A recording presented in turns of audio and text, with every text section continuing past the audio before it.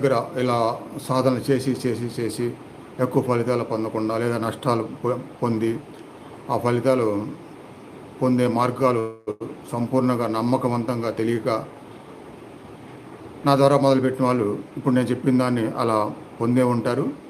అలా పొందిన వాళ్ళు ఉన్నప్పుడు నేను ఇలా చెప్తున్నప్పుడు అలాంటి ఎగ్జాంపుల్స్ని రెగ్యులర్ వాళ్ళు వెంటనే మెసేజ్ చేయండి. ఎందుకంటే ఇది కొత్త వాళ్ళకి ఒక నమ్మకంతో కూడుకున్న విషయం. ఎవరైతే నమ్మకాన్ని మనసులో పెట్టుకొని సాధన చేస్తారో వాళ్ళు తొందరగా ఫలితం పొందుతారు.